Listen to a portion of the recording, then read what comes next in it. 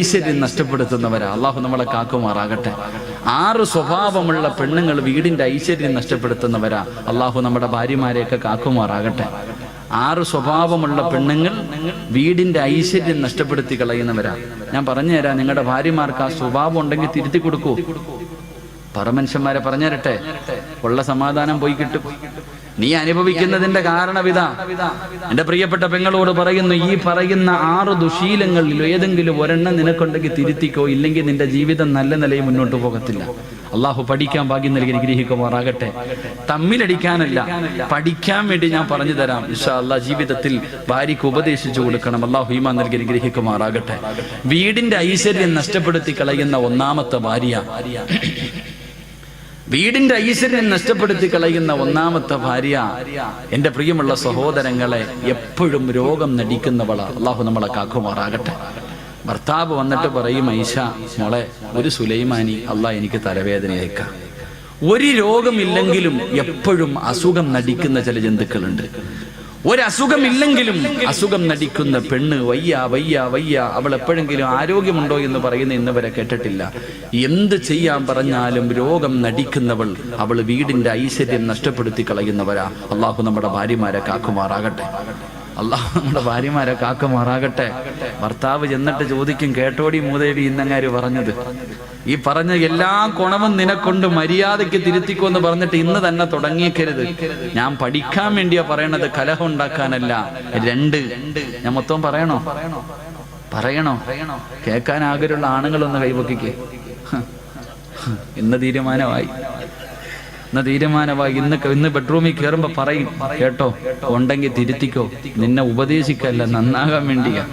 2 എന്റെ പ്രിയമുള്ള സഹോദരങ്ങളെ, രണ്ടാമത്തെ ഭാര്യ ചെയ്ത നന്മകൾ എടുത്തു പറയുന്നവളാ. അള്ളാഹു നമുക്ക് ഈമാൻ നൽകി അനുഗ്രഹിക്കുമാറാകട്ടെ. വിവാഹം കഴിഞ്ഞ് 20 കൊല്ലമായി. ഭാര്യയും ഭർത്താവ് ഇന്നും വഴക്കുണ്ടാകുമ്പോ പെണ്ണുപിള്ള പറയും, അതേ വന്നത് വെറുതെ അല്ല, 30 പവനും 50 സെന്റും കാറുമായിട്ടാ വന്നേ. നിങ്ങളുടെ പെങ്ങളെ കെട്ടിക്കാൻ നേരത്ത് എന്റെ കയ്യിൽ കിടന്നതാ ഞാൻ ഊരിത്തന്നത്. എന്റെ വാപ്പ മരിക്കുന്ന കാലം വരെ നോക്കിയത് ഞാനാ. ചെയ്ത നന്മകൾ എടുത്തെടുത്ത് പറയുന്നവൾ, അവൾ നല്ലവളല്ല, വീടിന്റെ നന്മ നഷ്ടപ്പെടുത്തുന്നവളാ. അള്ളാഹു നമ്മുടെ ഭാര്യമാരെ കാക്കുമാറാകട്ടെ. അത് ഭർത്താക്കന്മാരും അങ്ങനെ തന്നെ ആയിരിക്കും കേട്ടാ. ഭർത്താക്കന്മാരും എങ്ങനെ ഉണ്ടായി എങ്ങനെ ആയിരിക്കും. 3 എന്റെ പ്രിയമുള്ള സഹോദരങ്ങളെ, മൂന്നാമത്തെ പെണ്ണ്, ഭാര്യയും ഭർത്താവും കൂടെ വീടിന്റെ വെളിയിലിരിക്കുക. 2 പേരും ഇങ്ങനെ തമാശകളൊക്കെ പറഞ്ഞുകൊണ്ടിരിക്കുമ്പോ അയൽവാസിയായ ആമിനായും ഭർത്താവും കൂടെ വെളിയിലിട്ട് ഇറങ്ങാ. ആ സമയത്ത് ഈ ജന്തു ഭർത്താവിനോട് പറയാ, ആണെന്ന് പറഞ്ഞ അങ്ങനെ ഇരിക്കണം, അങ്ങാരുടെ ബോഡി കണ്ടോ, ഇത് നിങ്ങളിങ്ങനെ നടക്കുക. ഭാര്യയും ഭർത്താവും വീടിന്റെ മുന്നിലിരിക്കുമ്പോ തന്റെ ഭർത്താവിനെ മുന്നിലിരുത്തിയിട്ട് മറ്റൊരുത്തനെ കുറിച്ച്, അവൻ വലിയവനാ, അവൻ മറ്റവനാ, മറിച്ചവനാ, അങ്ങനെ ആകണം എന്ന് മറ്റൊരു ആണിനെ ആഗ്രഹിക്കുന്നവൾ നല്ലവളല്ല. അള്ളാഹു നമ്മളെ കാക്കുമാറാകട്ടെ. അങ്ങനെ ചില പെണ്ണുങ്ങളുണ്ട്, അടുത്തണ്ടോ സ്നേഹം എന്ന് പറഞ്ഞ അങ്ങനെ ആയിരിക്കണം, ഇപ്പോഴും അവര് ചക്കയും മാങ്ങയും പോലെ എവിടെ പോയാലും കൊണ്ടു നടക്കും. ഇങ്ങനെ ഇരുത്തിയിട്ട് പറയും. ചില നട്ടലില്ലാത്ത ജന്തുക്കൾ ഇരുന്ന് കേട്ട് ചിരിച്ചുകൊണ്ടിരിക്കും. ചില കൊന്തന്മാരങ്ങനെ ഭാര്യ എന്ത് പറഞ്ഞാലും കേട്ടോണ്ടിരിക്കും. ഒരെണ്ണം തലനില വിട്ടു കൊടുക്കേണ്ട സമയം അപ്പോഴാ. മറ്റൊരുത്തനെ കുറിച്ച് മറ്റൊരു ആണിനെ പുകഴ്ത്തി പറയുന്നത് കേട്ടിട്ട് ഇങ്ങനെ ഇരിക്കുക. അടിക്കാൻ പാടില്ല, പക്ഷെ അടിക്കേണ്ട സമയമുണ്ട് മനുഷ്യന്മാരെ.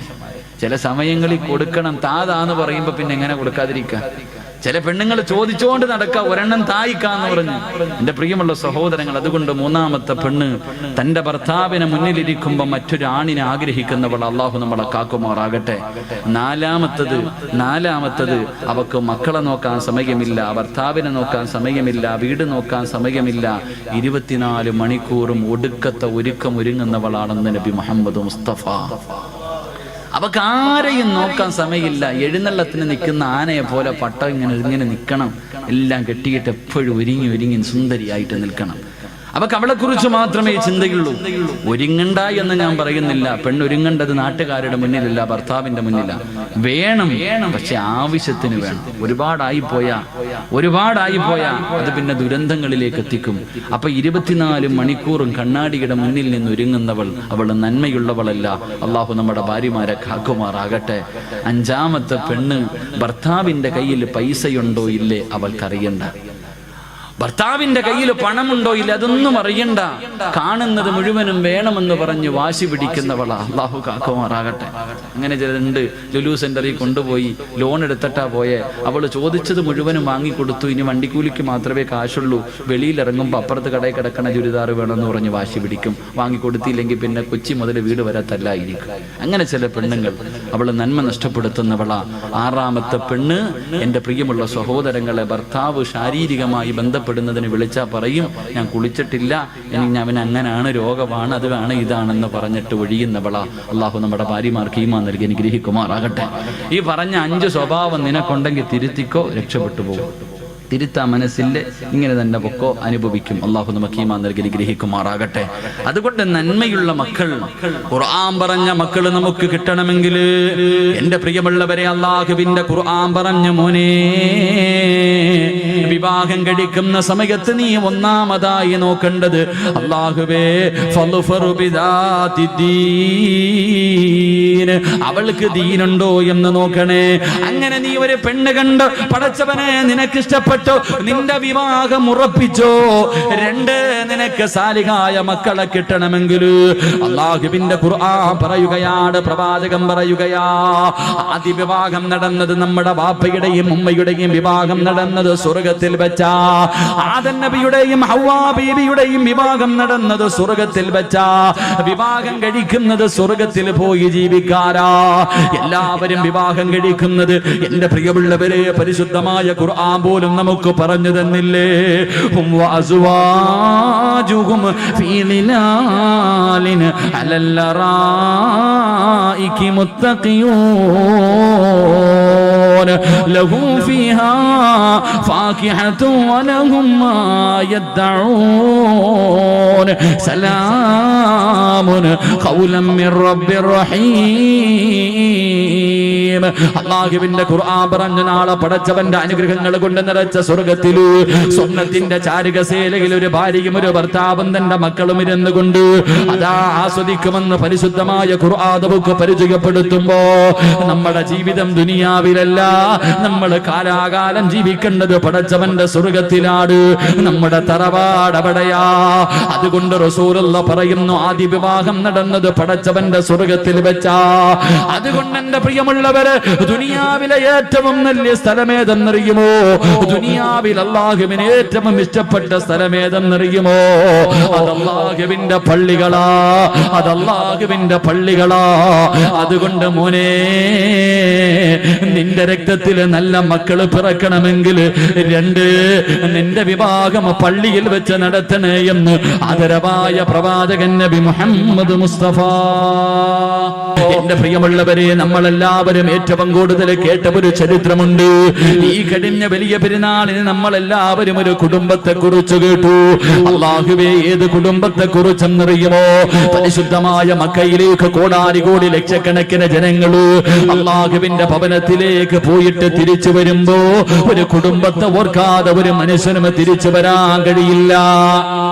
അല്ലാഹുവിന്റെ മക്കയിലേക്ക്, പരിശുദ്ധ കഅബയിലേക്ക് ചെന്നിട്ട് ഒരു വാപ്പയെയും ഉമ്മയെയും മകനെയും കുറിച്ച് ചിന്തിക്കാതെ, അവര് തന്നെയാണല്ലോ, അവരുടെ സ്മരണ തന്നെയാണല്ലോ ഇബ്രാഹിം നബിയെയും ഹാജറ ബീവിയെയും ഇസ്മായിൽ നബിയെയും ഈ ഭാര്യ ഭർത്താവിനെയും മകനെയും ഓർക്കാതെ ഒരു മനുഷ്യനും മക്കയിൽ നിന്ന് മടങ്ങി വരാൻ കഴിയില്ലല്ലോ.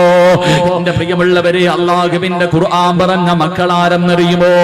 അല്ലാഹുവിന്റെ പരിശുദ്ധമായ ഖുർആൻ ഒരു മകനെ കുറിച്ച് പറഞ്ഞു തരികയാ.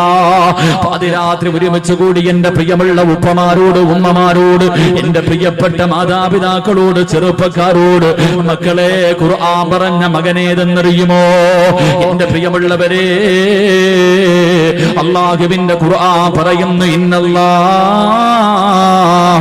ഇസ്തഫാ ലി ആദമ വനൂഹ വആല ഇബ്രാഹീം അല്ലാഹുവിന്റെ പരിശുദ്ധമായ ഖുർആൻ പറയുന്നു ആദം നബി അലൈഹിസ്സലാമിനെ അല്ലാഹു തിരഞ്ഞെടുത്തു, നൂഹ് നബി അലൈഹിസ്സലാമിനെയും അല്ലാഹു തിരഞ്ഞെടുത്തു. എന്നിട്ട് അല്ലാഹു പറഞ്ഞു വആല ഇബ്രാഹിം നബിയെ തെരഞ്ഞെടുത്തു എന്നല്ല പറഞ്ഞത്, ഇബ്രാഹിം നബിയുടെ കുടുംബത്തെ തെരഞ്ഞെടുത്തു എന്ന് പരിശുദ്ധമായ ഖുർആൻ പറയുകയാ. ഏത് കുടുംബമെന്നറിയുമോ എന്റെ പ്രിയമുള്ളവരെ? ആരാണ് ഇബ്രാഹിം നബി എന്നറിയുമോ? ഇബ്രാഹിം നബിയുടെ ചരിത്രം ഈ മുസ്ലിമീങ്ങൾക്ക് മറക്കാൻ കഴിയില്ലല്ലോ എന്റെ പ്രിയമുള്ളവരെ. മഹാനായ ഖലീലുള്ളാഹി ഇബ്രാഹിം നബി അലൈഹിസ്സലാം തന്റെ പ്രിയപ്പെട്ട ഭാര്യയായ സാറാ ബീവി റളിയല്ലാഹു തആല അൻഹാ രണ്ടുപേരും വിവാഹം കഴിഞ്ഞു. ഒരുപാട് നാളുകളായി മക്കളില്ല, രണ്ടുപേർക്കും പ്രായമായിരിക്കുകയാണ്. ആ സമയത്ത് ഇബ്രാഹിം നബി അല്ലാഹുവിനോട് ദുആ ചെയ്യുകയാ, മക്കളെ കിട്ടാൻ ദുആ ചെയ്യുകയാണ്. എന്നിട്ടും മക്കളെ കിട്ടാതെ വന്നപ്പോ തന്റെ പ്രിയപ്പെട്ട ഭാര്യയായ സാറാ ബീവി റളിയല്ലാഹു തആല അൻഹാ അവന്റെ ഭർത്താവായ ഇബ്രാഹിം നബിയോട് അവിടുന്ന് പറയുന്നു, നബിയേ ഇനി ഞാൻ പ്രസവിക്കുമെന്ന് തോന്നുന്നില്ല നബിയേ, എനിക്കൊരുപാട് പ്രായമായല്ലോ, അതുകൊണ്ട് നിങ്ങൾ മറ്റൊരു വിവാഹം കഴിക്കണം നബിയേ. ഒരു ഭാര്യ ഭർത്താവിനോട് മറ്റൊരു വിവാഹം കഴിക്കാൻ പറയുകയാ. ഇബ്രാഹിം നബിയോട് പറഞ്ഞു നിങ്ങൾ മറ്റൊരു വിവാഹം കഴിക്കണം, ആ വിവാഹത്തിലൂടെ ഒരു കുഞ്ഞുണ്ടായാ അത് എന്റെ കുഞ്ഞ് തന്നെയല്ലേ നബിയേ, എനിക്കവനെ സ്നേഹിക്കാൻ കഴിയുമല്ലോ. ഇബ്രാഹിം നബി തന്റെ പ്രിയപ്പെട്ട ഭാര്യയോട് പറഞ്ഞു, സാറാ എങ്കിൽ നീ തന്നെ ഒരു പെണ്ണിനെ കാണിച്ചതാ. ആരെയാണ് ഞാൻ വിവാഹം കഴിക്കേണ്ടത്? നീ തന്നെ കാണിച്ചതാ സാറാ. സാറാ ബീവി റളിയല്ലാഹു തആല അൻഹ ഒരു പെണ്ണിനെ കാണിച്ചു കൊടുക്കുകയാ. ആരെയാ കാണിച്ചു കൊടുത്തത്? മഹദി ഹാജറാ. ഹാജറാ ബീവി റളിയല്ലാഹു തആല അൻഹയെ കാണിച്ചു കൊടുക്കുകയാണ്. എന്റെ പ്രിയമുള്ളവരെ ചരിത്രമറിയാ, ഇബ്രാഹിം നബി ഹാജറാ ബിയെ വിവാഹം കഴിച്ചു. അവിടെ നിന്നൊരു കുഞ്ഞു ജനിക്കുകയാണ്, ഒരു പൊന്നുമോന് ജനിക്കുകയാണ്. ഇസ്മായിൽ എന്ന് പേരിടുകയാ. അല്ലാഹുവേ തന്റെ പ്രിയപ്പെട്ട ഭാര്യ പ്രസവിച്ച് തന്റെ ചോരക്കുഞ്ഞിനെയും കെട്ടിപ്പിടിച്ചു കൊണ്ടിരിക്കുമ്പോ അതാ വരുന്നു ഇബ്രാഹിം നബി വന്നിട്ട് പറയുന്നു, ഹാജറാ യാത്രയ്ക്ക് പോകാൻ തയ്യാറെടുത്തോ. പ്രസവിച്ച് കിടക്കുന്ന ഭാര്യയോട് പറയുകയാണ്, ചോര കുഞ്ഞിനെയും എടുത്തിട്ട് യാത്രയ്ക്ക് തയ്യാറെടുത്തോ. ഹാജറ ചോദിച്ചു, എവിടേക്കാണ് പോകുന്നതെന്ന് ചോദിച്ചില്ല. ഭർത്താവ് ഒരുങ്ങാൻ പറഞ്ഞു, ഞാൻ പ്രസവിച്ച് കിടക്കുകയാണെന്ന് പറഞ്ഞില്ല, ഒരുങ്ങാൻ പറഞ്ഞു. ആ സാലിഹത്തായ പെണ്ണനുസരിക്കുകയാണ്. ഭർത്താവ് ഒരുങ്ങാൻ പറഞ്ഞു, ആ പെണ്ണൊരുങ്ങുകയാണ്. തന്റെ ചോര കുഞ്ഞിനെ എടുത്തു. അല്ലാഹുവേ ഇബ്രാഹിം നബി അലൈഹിസ്സലാം കടന്നു പോവുകയാണ്. അവസാനം യാത്ര ചെയ്ത് മക്കയിലെത്തിയിട്ട് പടച്ചവനെ സഫാ മർവ എന്ന് പറയുന്ന രണ്ട് മലകളുണ്ടല്ലോ. അല്ലാഹുവേ ജനവാസമില്ലാത്ത ഒരു പറവ് പോലും പറക്കുന്ന പോകാത്ത ഒരു പറവ് പോലും ഇല്ലാത്ത ഒരു മനുഷ്യനില്ലാത്ത രണ്ട് മലകൾക്ക് നടുവിൽ തന്റെ പ്രിയപ്പെട്ട ഭാര്യയെയും ചോരക്കുഞ്ഞിനെയും അതാ ഇബ്രാഹിം നബി ഇറക്കി വിട്ടിട്ട് കുടിക്കാനുള്ള വെള്ളവും കഴിക്കാനുള്ള കാരക്കയും കയ്യിലേക്ക് വെച്ചു കൊടുത്തിട്ട് ഇബ്രാഹിം നബി അലൈഹിസ്സലാം തിരിച്ചു നടക്കുകയാ. സാറാ ബീവി ഇങ്ങനെ അതാ ഹാജറാ ബീവി അത്ഭുതത്തോടെ നോക്കുകയാണ്. തന്റെ പ്രിയപ്പെട്ട ഭർത്താവ് ചോദിക്കുന്നതിനൊന്നും മറുപടി പറയാതെ മിണ്ടാതെ നടന്നു പോവുകയാ. ഹാജറാ ബീവി ചോദിച്ചു, നബിയേ അല്ലാഹുവിന്റെ കൽപ്പനയാണോ അതോ സ്വന്തം തീരുമാനമാണോ? ആ സമയത്തിന്റെ പ്രിയമുള്ളവരെ ഹാജറാ ബീവി റളിയല്ലാഹു തആല അൻഹയോട് അവിടുന്ന് പറഞ്ഞ മറുപടി എന്തെന്നറിയുമോ? അവിടുന്ന് പറയുന്നു, ഹാജറാ ഇത് എന്നെ പടച്ച റബ്ബിന്റെ തീരുമാനമാ ഹാജറാ. തന്റെ ചോരക്കുഞ്ഞിനെ നെഞ്ചിലേക്ക് ചേർത്ത് പിടിച്ചിട്ട് ചിരിക്കുന്ന മുഖത്തോടെ ഹാജറ പറഞ്ഞു, ഹസ്ബുനല്ലാഹ് ഹസ്ബുനല്ലാഹ്, എങ്കിലും നിങ്ങൾ സന്തോഷത്തോടെ പൊക്കോ. എന്നെയും എന്റെ കുഞ്ഞിനെയും നോക്കാൻ അല്ലാഹുവിനറിയാ, എന്നെയും എന്റെ കുഞ്ഞിനെയും നോക്കാൻ അല്ലാഹുവിനറിയാ. എന്റെ പ്രിയമുള്ളവരെ ഇബ്രാഹിം നബി നടന്നു പോവുകയാ. കൊല്ലങ്ങൾ കഴിഞ്ഞു. ഇസ്മായിൽ നബി അലൈഹിസ്സലാം വളരുകയാ. വളരുകയാണ്. ഇസ്മായിൽ നബി അലൈഹിസ്സലാം വളരുകയാണ്. വാപ്പ ഇടയ്ക്കിടയ്ക്ക് വരാറുണ്ട്. അങ്ങനെ വളർന്ന് ചരിത്രം പറയുന്നു. അവസാനം ഇബ്രാഹിം നബി അലൈഹിസ്സലാം മടങ്ങി വരികയാ. തന്റെ പ്രിയപ്പെട്ട ഭാര്യയുടെ മുന്നില്, മകന്റെ മുന്നിലേക്ക് അതാ വർഷങ്ങൾ കഴിഞ്ഞു മടങ്ങി വന്നു. ഇബ്രാഹിം നബി അലൈഹിസ്സലാം അതാ തന്റെ മകന്റെ കൂടെ കൂടിയിട്ട് വല്ലാത്ത സന്തോഷമാ. വാപ്പയും മകനും ഇങ്ങനെ സന്തോഷത്തോടെ കഴിയുന്നത് കണ്ടപ്പോ ഇബ്രാഹിം നബി അലൈഹിസ്സലാം, ഇസ്മായിൽ നബിക്ക് 10 വയസ്സിന്റെ താഴെയാണ് പ്രായം. ചരിത്രം പറയുകയാ.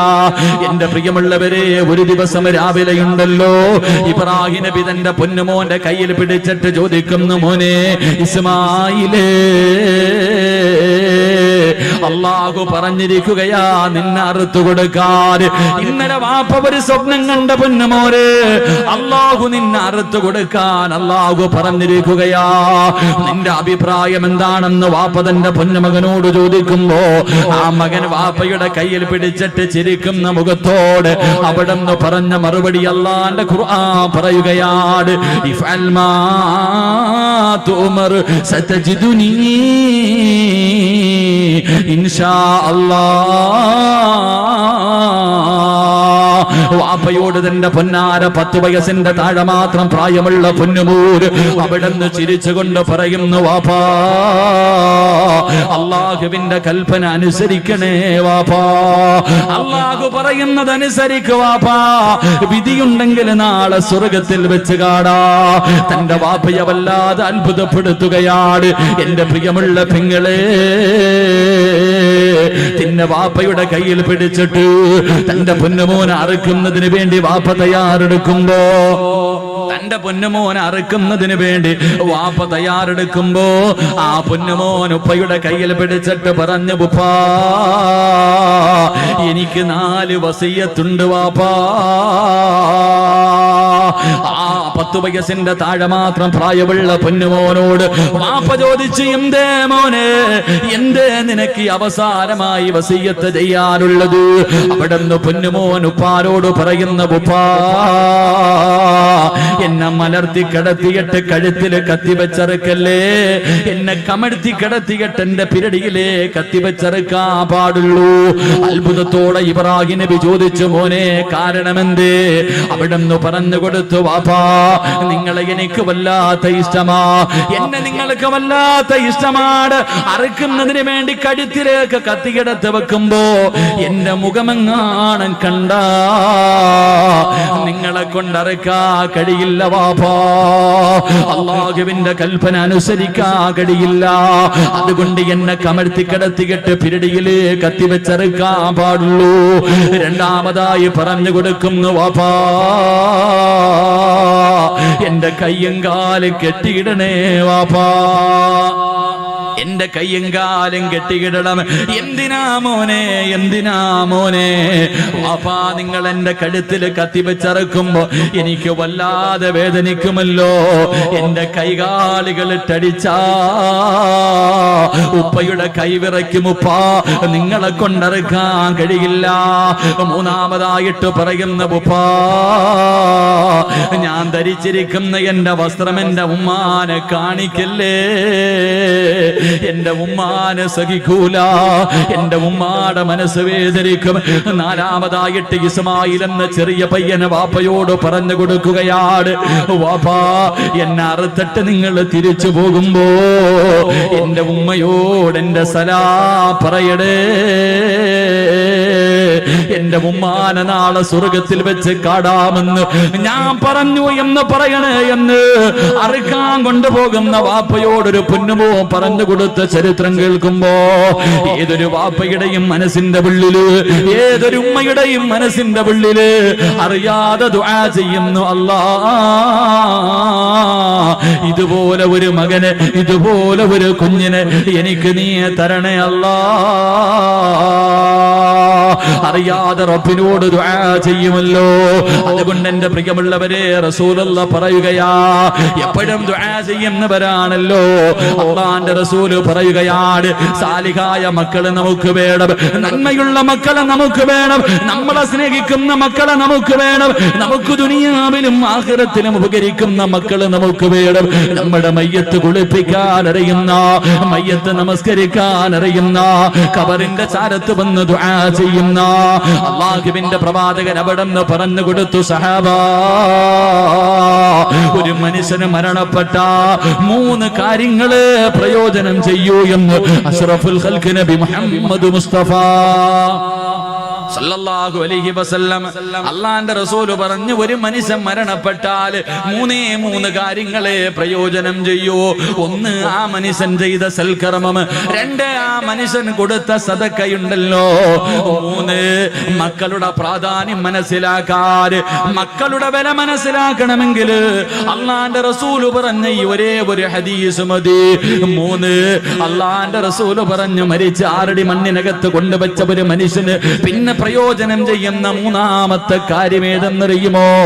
സാലിഹായ ദുആ ചെയ്യുന്ന മക്കളാണെന്ന് നബി മുഹമ്മദ് മുസ്തഫ. നബി മുഹമ്മദ് മുസ്തഫ, നബി മുഹമ്മദ് മുസ്തഫ എന്തേ പറഞ്ഞത്? മരിച്ചുപോയ ഒരു മനുഷ്യന് പ്രയോജനം ചെയ്യുന്ന 3ാമത്തെ കാര്യം സാലിഹായ മക്കളെന്നല്ല പറഞ്ഞേ, സാലിഹായ മക്കൾ എന്നല്ല പറഞ്ഞേ. സാലിഹായ മക്കളുണ്ട്, നിസ്കരിക്കും, നോമ്പ് പിടിക്കും, വയല് പറയും, വയല് കേൾക്കും, സദക്ക കൊടുക്കും, എല്ലാ നല്ല കാര്യവും ചെയ്യും. ഉമ്മാനെയും വാപ്പാനെയും പള്ളിക്കുഴി കൊണ്ടുവച്ചാൽ പിന്നെ ആ പരിസരത്തോട്ട് പോകത്തില്ല. ഇങ്ങനെയുള്ള മക്കളെ കിട്ടിയിട്ട് വല്ല പ്രയോജനമുണ്ടോ?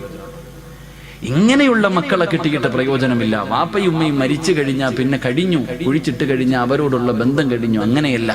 റസൂലുള്ളാഹി പറഞ്ഞു, സ്വാലിഹായ ദുആ ചെയ്യുന്ന മക്കൾ, സാലിഹായ മരിച്ചുപോയവരുടെ ഖബറിന്റെ ചാരത്ത് ചെന്ന് പൊട്ടിക്കരഞ്ഞ് ദുആ ചെയ്യുന്ന മക്കൾ, അതാണ് മക്കളെന്ന് നബി മുഹമ്മദ് മുസ്തഫ. നബി മുഹമ്മദ് മുസ്തഫ. അള്ളാഹു അങ്ങനെയുള്ള മക്കളിൽ എന്നെയും നിങ്ങളെയും ഉൾപ്പെടുത്തി അനുഗ്രഹിക്കുമാറാകട്ടെ. അള്ളാഹു അങ്ങനെയുള്ള മക്കളെ നമുക്ക് നൽകി അനുഗ്രഹിക്കുമാറാകട്ടെ. ആദ്യം അങ്ങനെയുള്ള മക്കളാകണം ഞാനും നിങ്ങൾ. ഇപ്പം ചോദിക്കും, നിങ്ങളൊക്കെ വളർന്നു, നിങ്ങൾക്ക് മക്കളായി, പക്ഷെ നിന്റെ ഉമ്മയ്ക്കും വാപ്പയ്ക്കും നീ എത്ര വളർന്നാലും മക്കൾ തന്നെയല്ലേ? എത്ര വളർന്നാലും നിന്റെ മാതാപിതാക്കൾക്ക് നീ മക്കളാണ്. അപ്പം നീയും നന്നാകണം, നിന്റെ മക്കളും നന്നാകണം. അള്ളാഹു നമ്മളെല്ലാവരെയും നന്നാക്കി തരുമാറാകട്ടെ. അള്ളാഹു നമ്മളൊക്കെ സാലിഹ്യങ്ങളിൽ പെടുത്തുമാറാകട്ടെ. സാലിഹായ മക്കളാകാൻ ആഗ്രഹമുള്ളവരെന്ന് കൈവക്കിക്കും. സാലിഹായ മക്കള് അൽഹംദുലില്ലാഹ്, പെണ്ണുങ്ങളൊന്നും പൊക്കൂല, വേറെ വല്ല കാര്യത്തിലും ഇപ്പൊ ചാടി കയറി എഴുന്നേറ്റ് നിന്നേ. നീ സാലിഹായ നിനക്കുള്ള, നീ ചെയ്ത നിന്റെ മക്കൾ നിന്നോട് ചെയ്യും, നീ ചെയ്തില്ലേ നിന്റെ മക്കളും അത് തന്നെ കാണിക്കും. അള്ളാഹു നമ്മളൊക്കെ സാലിഹ്യങ്ങളിൽ പെടുത്തുമാറാകട്ടെ. സാലിഹായ മക്കളെ കിട്ടണമെങ്കിൽ വെറുതെ കിട്ടൂല. സാലിഹായ മക്കളെ കിട്ടണമെങ്കിൽ വെറുതെ കിട്ടൂല. സാലിഹായ മക്കളെ കിട്ടണമെങ്കിൽ ചില കാര്യങ്ങൾ ചെയ്യണമെന്ന് അള്ളാഹുവിന്റെ വിശുദ്ധ ഖുർആൻ. അള്ളാഹു പഠിക്കാൻ ഭാഗ്യം നൽകി അനുഗ്രഹിക്കുമാറാകട്ടെ. ചില കാര്യങ്ങൾ ഖുർആൻ പറയുന്നുണ്ട്, ആ പറയുന്ന കാര്യങ്ങൾ ചെയ്താലേ നമുക്ക് നല്ല മക്കളെ കിട്ടത്തുള്ളൂ. അള്ളാഹു അങ്ങനെയുള്ള മക്കളിൽ പെടുത്തുമാറാകട്ടെ. അള്ളാഹു പഠിക്കാനുള്ള ഭാഗ്യം നൽകി അനുഗ്രഹിക്കുമാറാകട്ടെ. എൻ്റെ പ്രിയമുള്ള സഹോദരങ്ങളെ, സാലിഹായ മക്കളെ കിട്ടണമെങ്കിൽ ഒന്ന്, എല്ലാവരും നേരെ ഇരിക്കും. എല്ലാവരും നേരെ ഇരുന്നേ. ചെളിയിലായിരിക്കുന്നത്, കാല് പൊതയണ്ട. എല്ലാവരും നേരെ ഇരിക്കും. ഇങ്ങനെ ചാരി ഇരിക്കുമ്പോൾ ഉറക്കം വരും. ഇങ്ങനെ ചാരി ഇരിക്കുമ്പോൾ ശൈത്താൻ അടുത്ത് വന്നിട്ട് അളിയാ ഉറങ്ങടാന്ന് ഇങ്ങനെ തടകുക. ഓനിങ്ങനെ തടകി ഉറക്കാൻ നടക്കുക. ഓനിപ്പോ ഏറും കൊണ്ടിട്ട് വെറുതെ നടക്കുക. ഈ 28 ലക്ഷം ഹാജിമാരെങ്ങാണ്ട് ഈ വർഷമുണ്ട്. എല്ലാവരും കൂടെ എറിഞ്ഞെറിഞ്ഞവന്റെ ഊപ്പാട് വന്നിരിക്കുക.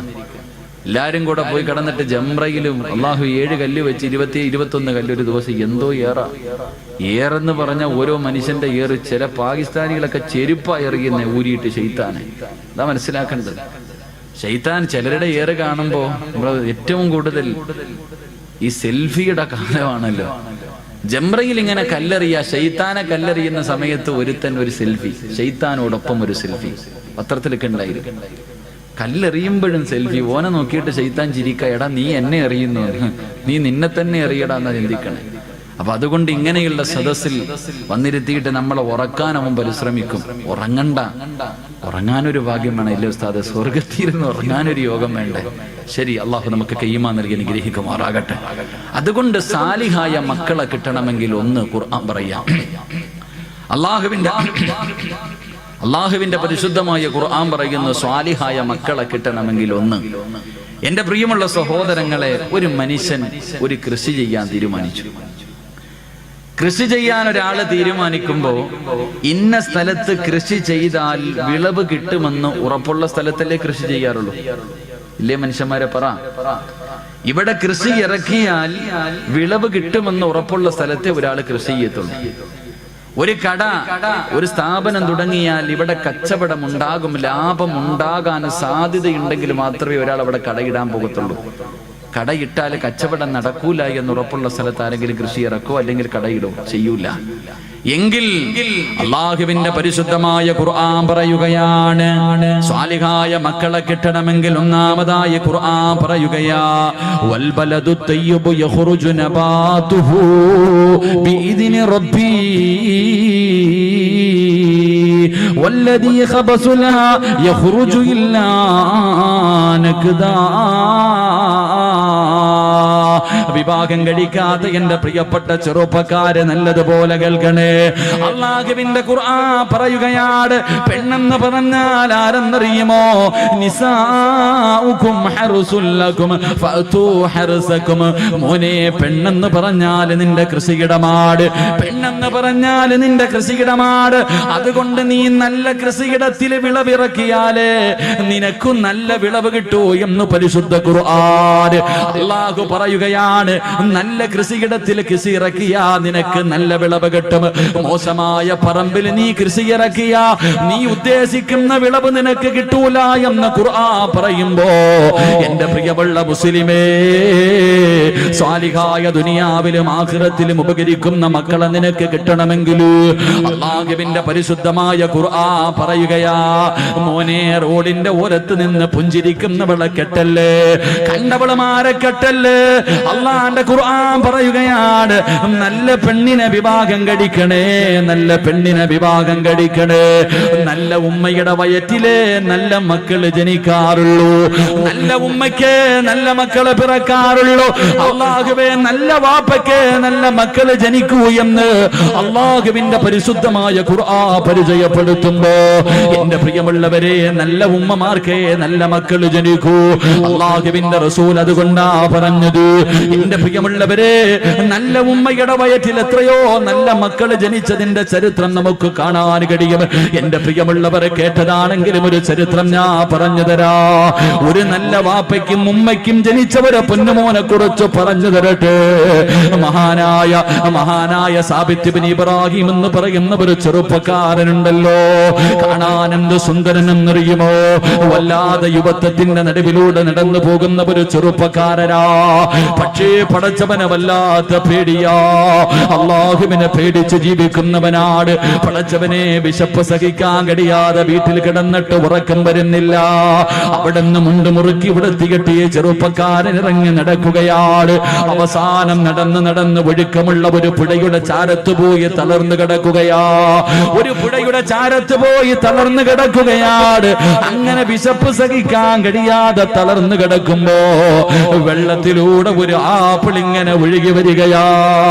വെള്ളത്തിലൂടെ ഒരു ആപ്പിൾ ഇങ്ങനെ ഒഴുകി വരികയാണ്.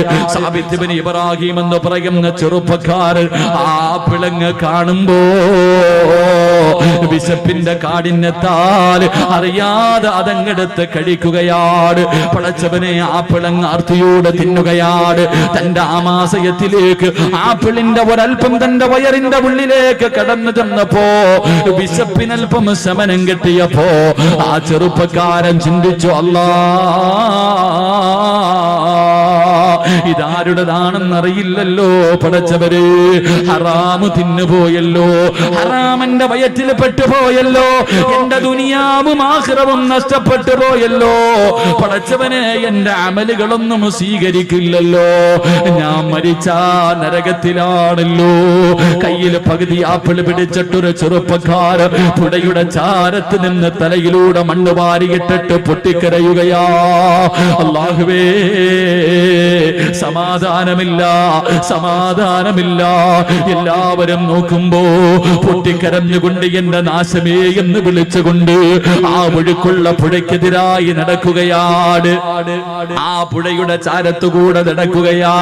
എല്ലാവരും അത്ഭുതത്തോടെ നോക്കുന്ന ഒരു പ്രാന്തനെ പോലെ, അതാ തലയ്ക്ക് ബോധമില്ലാത്തവരെ പോലെ പൊട്ടിക്കരഞ്ഞുകൊണ്ട് അല്ലാഹുവേ കരഞ്ഞുകൊണ്ട് പോവുകയാണ്.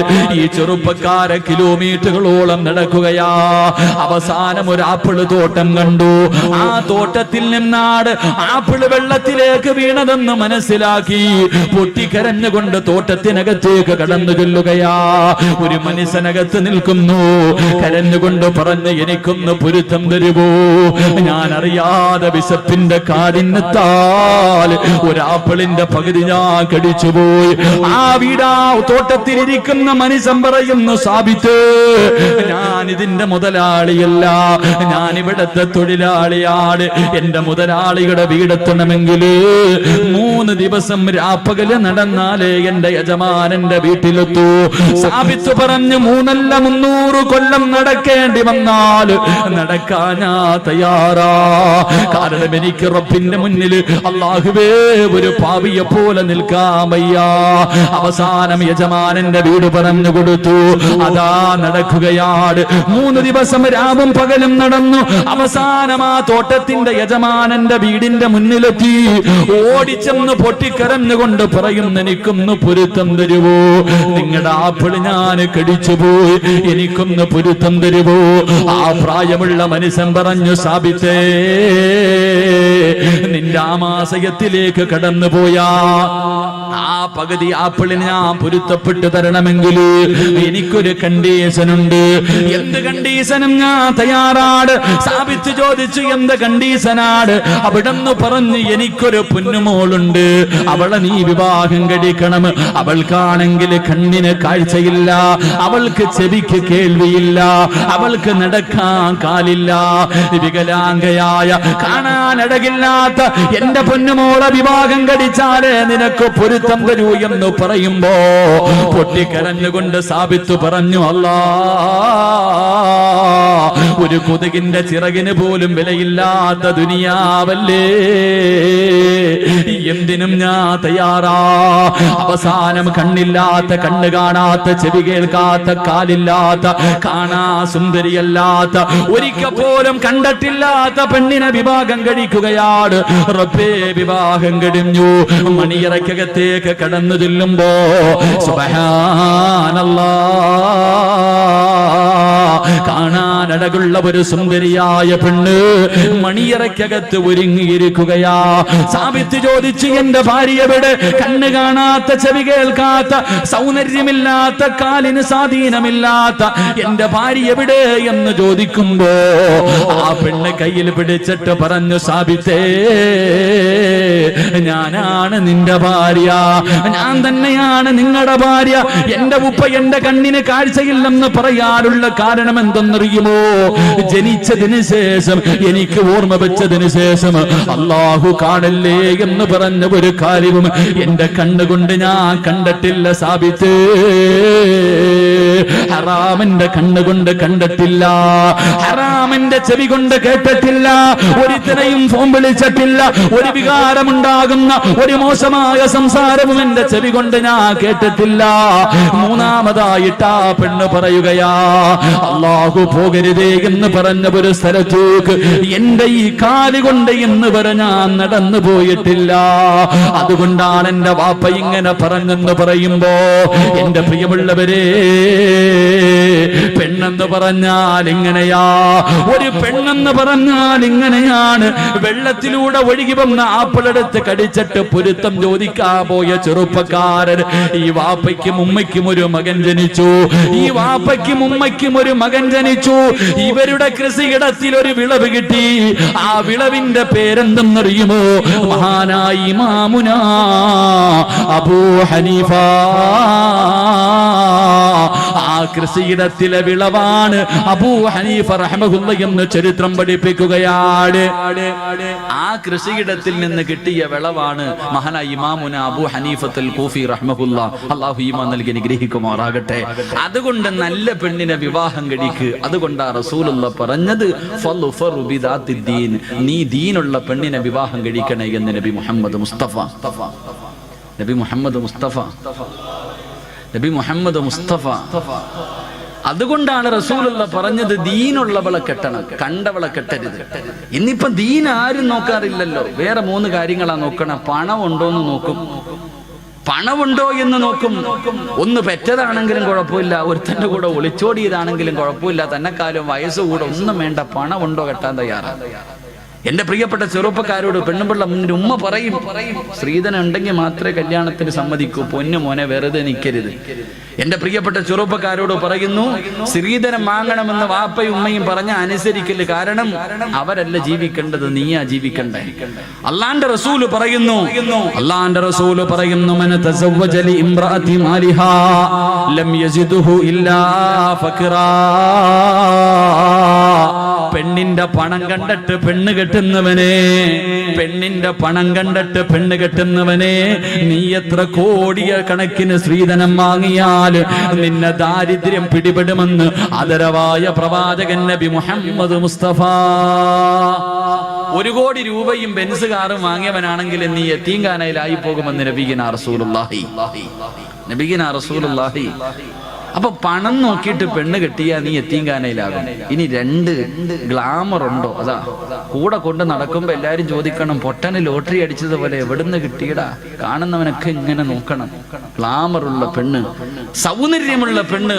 റസൂലുള്ളാഹി പറഞ്ഞു, വേണ്ട മോനെ, ഗ്ലാമർ കൂടിയവളെ നീ കെട്ടല്ലേ, അവളുടെ സൗന്ദര്യം അവളെ നശിപ്പിച്ച് കളയുമെന്ന് നബിയിനാ റസൂലുള്ളാഹി. അതുകൊണ്ടാണ് ഭർത്താക്കന്മാരോട് പറയുന്നത്, നിന്റെ ഭാര്യയ്ക്ക് നിന്നെക്കാളും ഗ്ലാമർ ഉണ്ടെങ്കിലും സുന്ദരിയാണെന്ന് പറയാൻ പാടില്ല. നിന്നെക്കാളും ഗ്ലാമർ നിന്റെ ഭാര്യക്കുണ്ടെന്ന് പറയാൻ പാടില്ല. പറഞ്ഞു കഴിഞ്ഞാൽ പിന്നെ ഓള് താഴെയെങ്ങും നിൽക്കൂല. ഓള് വിചാരിക്കും ഇവനില്ലെങ്കിൽ ഇവന്റെ വാപ്പ, അങ്ങനെ എന്താ താഴെയെങ്ങും നിൽക്കൂല, പിന്നെ അങ്ങ് കൂടും, അർശിന്റെ മുകളിലെത്തും. പെണ്ണിന്റെ സൗന്ദര്യം നോക്കിയിട്ട് കെട്ടാൻ പാടില്ല. 3 കുടുംബ മഹിമ നോക്കും. അവനവനെ കൊണ്ട് പറ്റുന്നിടത്ത് പോയി കയറിയാ പോരെ. പുളിങ്കൊമ്പിലേ പിടിക്കത്തുള്ളൂ. അത്തപ്പാടിയ അന്നന്നത്തെ ചെലവിന് എന്റെ കഴിയില്ലാത്തവനെ വേറി കോടീശ്വരന്റെ മോളെ കെട്ടും. അള്ളാന്റെ റസൂല് പറഞ്ഞു, നീ കുടുംബ മഹിമ നോക്കിയിട്ട് പെണ്ണ് കെട്ടല്ലേ, നീ ആ കുടുംബത്തിൽ നാറിപ്പോകുമെന്ന് നബിയിനാ റസൂലുള്ളാഹി. അവരുടെ മുന്നിൽ നീ നാണം കെട്ടുപോകും, അവനവനെ കൊണ്ട് പറ്റുന്നത്.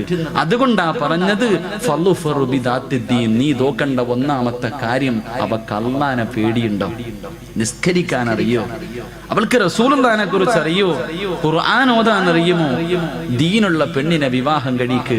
ആ കൃഷിയിടത്തിൽ നല്ല മക്കൾ ജനിക്കുമെന്ന് നബി മുഹമ്മദ് മുസ്തഫ. അള്ളാഹു നമുക്കൊക്കെ നല്ല ഭാര്യമാരെ നൽകി അനുഗ്രഹിക്കുമാറാകട്ടെ. തന്നതിന് അള്ളാഹു നന്നാക്കി തരുമാറാകട്ടെ. ഒരു വാപ്പയും വിവാഹം കഴിക്കാത്ത മകനും കൂടെ ഈ മജ്‌ലിസിന്റെ സദസ്സിലുണ്ട്. ദുആ ചെയ്യുമ്പോൾ ഉസ്താദ് പറയുന്നു, മനസ്സിലെ ആഗ്രഹം എന്താണോ കരുതാൻ പറഞ്ഞാൽ, വിവാഹം കഴിക്കാത്ത മകൻ ഒരു സൈഡിൽ ഇരുന്ന് ചിന്തിക്കും, പടച്ചോനെ ഒരു സാലിഹത്തായ പെണ്ണിനെ എനിക്ക് തരണേ തമ്പുരാനെ. വാപ്പ ഇപ്പുറത്തിരുന്ന് പറയും, തന്നതിനെ ഒന്ന് നന്നാക്കി തരണേ പടച്ചവനെ. 2 പേരും ആവശ്യക്കാരിതാ. ഭാര്യയും വിവാഹം കഴിച്ചവരും കഴിക്കാത്തവരും എല്ലാവരും ഒരു സാലിഹത്തായ പെണ്ണിനെയാ കരുതുന്നേ. അള്ളാഹു നല്ല ഭാര്യമാരെ നൽകി അനുഗ്രഹിക്കുമാറാകട്ടെ.